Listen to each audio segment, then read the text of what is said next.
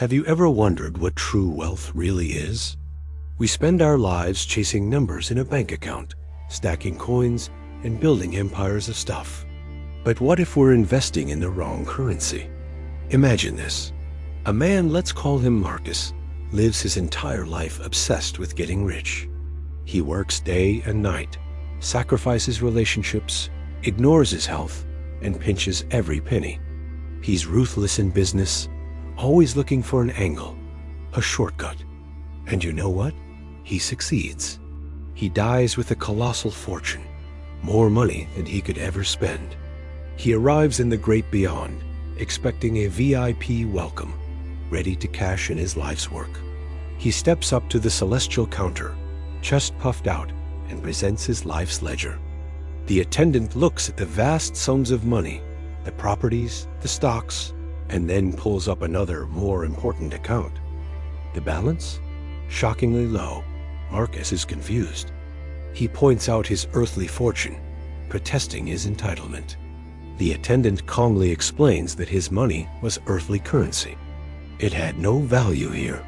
They trade in a different kind of wealth. Just then, another soul approaches. Let's call her Valerie.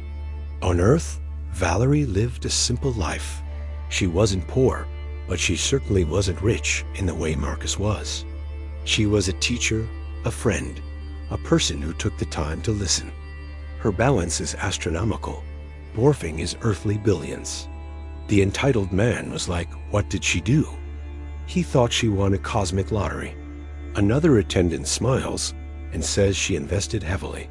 The attendant says she invested in restraint. Every time she felt anger but chose patience, her account grew. Every time she wanted to give up but chose discipline, she made a deposit.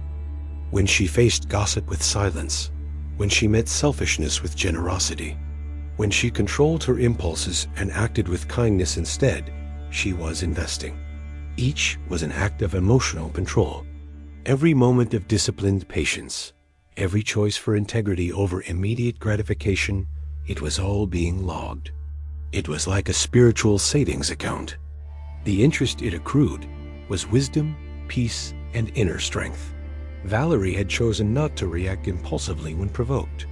She practiced the discipline of listening before speaking. She had the patience to nurture a garden, a friendship, a student's mind, knowing that good things take time. She controlled her desires, finding joy not in having more, but in being more. These weren't grand, heroic acts that made headlines. They were the small, daily choices, the quiet moments of self-mastery. Marcus looks back at his own life. He remembers the times he exploded in anger to get his way, the bridges he burned for a quick profit, the people he stepped on during his climb to the top. He saw all his impatience, his lack of control, his surrender to every passing whim and desire. Each of these moments was a withdrawal from his spiritual account, leaving it barren. He had spent his life accumulating that paper, while Valerie had spent hers cultivating her soul. He was the richest man in the cemetery, but the poorest soul in eternity. This story really makes you think, doesn't it? We live in a world that screams for more, faster now. But true, lasting value isn't found in what we can hold in our hands. It's built within us. Think of discipline as a form of compound interest for your life.